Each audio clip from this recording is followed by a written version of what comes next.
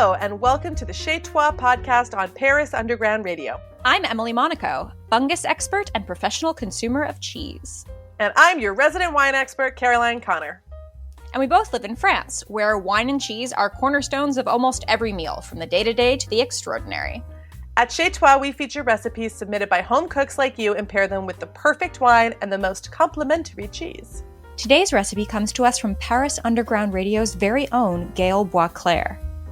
You might have seen it on TikTok, but Gail got there first.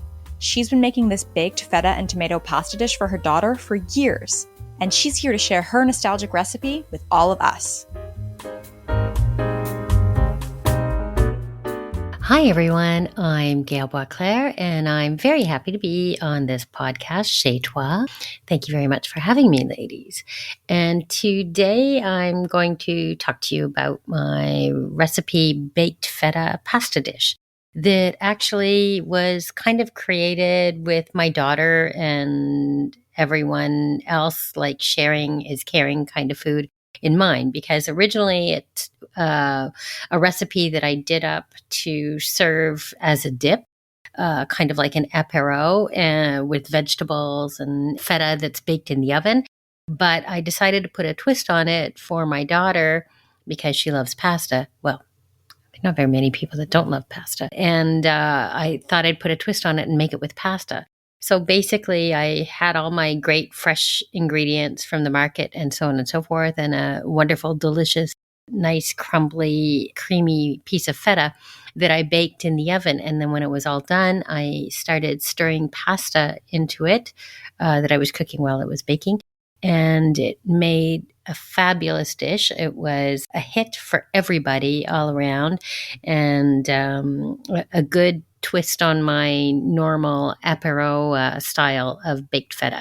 So it's a great dish for the family if you like pasta, if you like vegetables, and if you like feta cheese. I've been doing a lot of cooking in the confinement, even though I cook all the time anyway.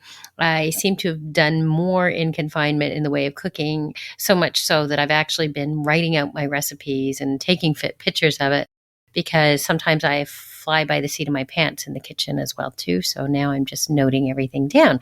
So it's a super, super easy dish. You'll get the recipe, I think, in this podcast, and you can see how to do it yourself.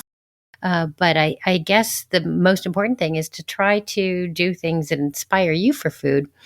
My boyfriend, what he often says to me is that when he's watching me cook and sometimes not helping, and then I give him a hard time for not helping, he always says that he likes to watch me cook because I seem to make food with love and a little bit of soul. So I guess that's why maybe it turns out so well usually is you just have to like what you're cooking and love the people that you're sharing it with, which I did. So I'm hoping that the delicious idea of melty, runny, crumbly, creamy feta cheese and pasta baked with lovely, delicious fresh market vegetables is food for your ears, and that you'll get off of this podcast and you'll whip it up yourself. And it'll be interesting to hear what the recommendations are to go along with this meal for you. Thank you very much for having me, and bon appetit. All right, so I'm going to admit that this recipe had me a little bit stumped at first, because after eating all of that delicious, rich feta cheese sauce with its sort of like grassy, kind of pungent flavor that's so common to sheep's milk cheeses, I was kind of thinking, my God, would even me, the cheese head, want to follow that up with any more cheese? And of course, the answer is always yes. Obviously. Right? But I find that often in France, if you have like a really cheese-focused main, like a tartiflette, which is like potatoes and bacon and cheese, or a raclette, which is, again, potatoes and bacon and cheese. It's variations on a theme. In those cases, like a traditional French family, if they've had like a super cheesy main, they're often going to skip the cheese course and go straight for dessert. Or in my case, for a very, very, very long walk, as we know from my raclette cheese experience. Nevertheless, that's the rules of the game, and I will indeed play. And I've come up with something I think is kind of awesome. So because in the sort of French gastronomic meal scenario, cheese usually comes between the main and the dessert, I thought if the cheese is already the main, then why not also make the cheese dessert? I like that. Yeah, why not? We're toying with stuff. We're making it fun. And I'm not talking about cheesecake in this case. I am originally from New York, but I thought of something a little more French this time. And I've actually got two possible choices for this one. First is a cheese that's called a figou, Figou. And it's a goat cheese that's actually made in the shape of a fig. And usually it's made near Limoges, which is famous for the porcelain that Impressionist painter Renoir learned to paint on. Fun fact. But he used to paint on teacups before he started painting on canvases. I did not know that, but that is a good pub quiz. It is a pub quiz. One of my favorite French expressions is "je vais me coucher moins bête." I'll go to bed less dumb. I say that all the time whenever I get a fun fact. So, fun fact of the day. And so the figou is made near Limoges. And what's kind of special about this one is that not only is it shaped like a fig, it's actually flavored with fig. Ooh. So basically what happens is that you have this really, really mild goat cheese that has, it's hard to even like call it a crust. It's kind of just like the littlest, gentlest bit of like a downy rind on the outside that keeps it from being just this like pure, fresh goat cheese that's almost like still wet from the farm. And it's shaped in the shape of a fig. And if you cut it in half, inside you've got this like heart of fig jam. So you have this super mild goat cheese that has almost none of that like acidic funk that we'd expect from a goat cheese in the States. It's really, really mild.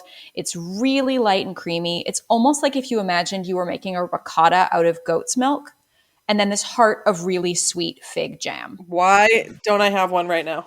Right? And like literally, I mean, it's so soft and so just like fragrant and mild. You could literally just sit there and eat it with a spoon. And this is how I end up having to take myself on cheese walks. How big is it? It's like tennis ball sized, maybe a little smaller. It's like very comfortably serves like 4 to 6, depending on how big of a cheese eater you are. And of course you have to cut it in like a perfect wheel. Because I disagree. I think that I would eat the whole thing. If it's smaller than a tennis ball, come on. I could eat that for lunch. Like that with some, like a piece of bread and some salad. That sounds amazing. See, you're my kind of girl. This is why we're friends. Exactly. And I think what I like also about it is that like obviously you've just eaten all this feta, but because it's got that sweetness, because it's so light and fresh and a little bit sweet, I think it's going to be more of like a welcome conclusion to the dish. And then with the fig flavors, you kind of have the echo of like the Greek vibe of the feta in the tomato sauce. I love that. I mean, it's figs are just the best anyway, but if you're making like a tomato pasta, you're assuming it's tomato season. So figs are also going to be in season. It's just this like lovely tour of seasonal produce. Yum. I love that. Well, that gives me some things to think about. We'll be right back after a word from our sponsors. And now, back to Chez Toi.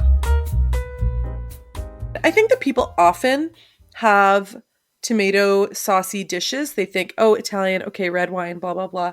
And again, I'm going to come back to this a lot. I actually think white wine is often more food friendly than red wine because it doesn't, it's not going to fight with anything. And tomatoes and feta are both ingredients that have a lot of acidity and that really need a sharp wine to stand up for it. Because remember, you really do want your wine to be sharper than your food. So when you have a dish like that, which has a lot of this acidity, you really, really want something really crisp.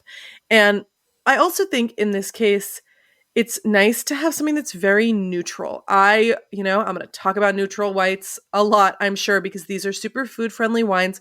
These are a lot of Italian whites like Pinot Grigio or Verdicchio or Trebbiano. These are grapes that are not super smelly and they're not super rich. And what that means is that they're light and easy and crisp and they go with everything. So I think in this case, honestly, any of those could work, but I really wanted to kind of, also give a little nod to Greece and say, what about Assyrtiko? Assyrtiko is a fantastic white wine from Greece.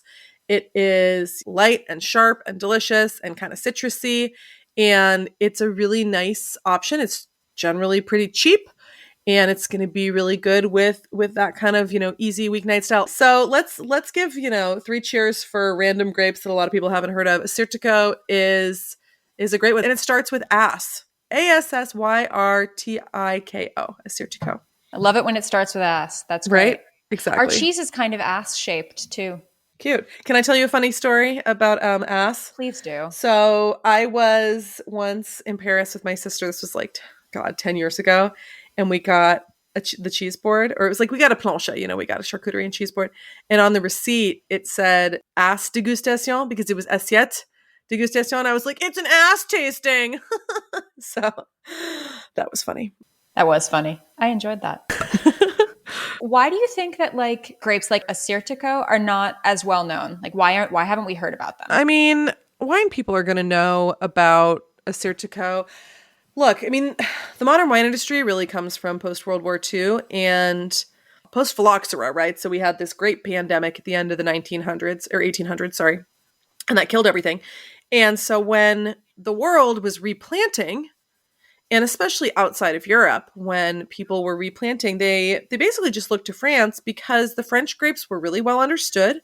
They had been really well documented and researched by the monks because, in France, wine was made for the last 1,000 years by monks. And those were, communities that really cultivated knowledge and recorded it. And so there's that. And then there's also the fact that France in the 20th century really positioned itself as being fashionable on a lot of different levels. And wine became a big part of that as well in the French lifestyle and this sort of sexy wine life. And so when we saw the rest of the world outside of Europe deciding what to plant for the first time, because before phylloxera, these were just grapevines stuffed in pockets that came over on ships. After phylloxera, people are like, okay, wait, what can we do here? What makes sense? What's going to work for this place, this land? What's going to work for the market? French grapes were understood. They were popular. They were pronounceable to many people, and they were known and understood. And so that is why French grapes are the standard around the world. But that's changing. I think more people are planting other varietals. But something like Assyrtiko, pretty much stuck around Greece, and Greece, has had some catching up to do, I think, with a lot of Western Europe, for sure. A lot of places in Eastern Europe have had a pretty rough time in the 20th century. And that certainly doesn't help your wine industry. So there's a lot of reasons, but it's not that they're not good. That is not it. Greece has been making wine for thousands of years in these wonderful, in Greece, you get the combination of mountains and the sea, which are two things that wine likes a lot. So there's fantastic Greek wine, really, really good stuff. There also used to be a bad reputation because of Retsina. Retsina is wine that's aged in pine barrels with pine resin inside of it. And it really is kind of disgusting. So I think that a lot of people go to Greece and drink shitty Retsina and then they're like, Greek wine sucks. No, it doesn't. I love that. And you talking about this Greek wine actually gave me an idea for another alternate sort of dessert type cheese that one could do. Because in Greece, you've also got a lot of really amazing nuts and pistachios and stuff like that. And in France, when you go shopping for your cheese in France, obviously they have cheese in the Monoprix, and I'm not one to turn up my nose necessarily at the Monoprix cheese aisle, but usually you're going to be going to a cheesemonger, let's be honest. And your cheesemonger is a seller of cheese by definition. He or she is not making cheese, but some cheesemongers do age their cheeses in-house. So they'll have an underground cellar. It'll be temperature controlled. They'll be able to buy unfinished cheeses directly from the producer and kind of age them to their desired doneness in-house. And in addition to doing this, they can buy super fresh cheeses and kind of fuck with them a little bit to make them even more delicious. Ooh. And these are sometimes the house specialties. It's the chance where they get to be a little bit more creative. And so you'll see sometimes a brie or a camembert that's been split open like a book, and they slather it with a truffle infused mascarpone or a mustard cream or dried fruits and nuts, things like that. And most of those cheeses are actually made on site. They're not made by the person who produced that brie. The cheesemonger bought the brie and was like, I'm going to fill this with truffles, which is always a good idea. As you should. Right? That's the first thing that you should think of. I know what I'm going to do. Fill this with truffles. But with this pasta in particular, I was thinking you get this one cheese in a lot of different places where they'll essentially take the same kind of like super fresh goat cheese and they'll whip it with honey. And then they'll roll it into a ball kind of like the size of a baseball and then roll the entire thing in crushed pistachios. And so you get a honey scented kind of like whipped texture cheese with nuttiness on the outside. And I kind of thought like pistachios and honey, you've got those Greek Mediterranean flavors. You have this light sweetness. And especially if you pair it with like a bread that has even more figs or dates or like nuts in it, you end up turning your cheese into really a de facto dessert instead of the cheese course. It does both. It's got a foot in both camps. That sounds as it were amazing, and I want one. And do you think that wine would go with both? I think a Sirtico would be great with that. I mean, dessert and wine are complicated because for really a perfect pairing, you really want sweet wine with dessert, but because this isn't really that sweet and the goat cheese really has, some good acidity, I don't think it's a really big deal. Dessert wine and dessert, obviously match made in heaven, but look, most of us don't have sweet wine lying around. It's not something that people tend to drink on its own. I love dessert wine and I don't have it lying around. It's something that is sort of special occasion. It tends to be pretty expensive too. I did actually just develop a Muscat Baume de Venise sangria, though. So if you do have sweet wine, I mean, you're not going to do that with something fancy like a Sauterne, but something cheap like a Baume de Venise, you can definitely make some nice sangria with that. But yeah, I mean, I think, a crisp neutral white is always going to be really good with goat cheese, and something that has a kind of herbaceous grassiness, which a Sirtico does. So traditionally in France, we enjoy fresh goat cheese with Sauvignon Blanc because there's a lot of wonderful goat cheese in the Loire, and Sancerre, just really goes well. It's a fantastic pairing. So a Sirtico does have a lot to kind of recommend it on that side. It is quite similar to that very sort of minerally citrus vibe with high acidity. It's the acidity that is really going to cut through our kind of creaminess, which is really nice. And it just has a little bit of a floral thing too, which I think would be really nice with pistachios. So I think it's a really, really great combination, actually. It's something that does vary in quality. So try to get the best one you can get, but I don't think it's ever going to be very expensive. I'm not sure how easy it is to find in France. You might have to go to a Greek epicerie, but most big cities will probably have one or two of those, right? 100%. Amazing. So we've got a travel to Greece with the whole meal. Yeah, I'm starving now. I want some of that fig cheese, the figou. I know, the fig cheese. Wow. With some fresh figs, if you can grab them, throw those on the side, make that your whole follow-up for your dessert. I think you'd be very happy. I could murder one of those right now. Thank you so much, Gail, for sharing your recipe and your story with us. To learn more about the recipe featured today and to see photos of the meal, please go to parisundergroundradio.com.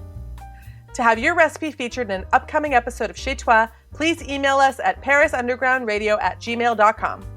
You can find me, Emily Monaco, at Emily_in_France on Instagram and Twitter. And you can find me, Caroline Connor, at Wine Dine Caroline on all the things. This episode was produced by Paris Underground Radio. The music is A Night Alone by Track Tribe. For more about the Chez Toi podcast and podcasts like it, please go to parisundergroundradio.com. Thanks for listening, and bon appetit.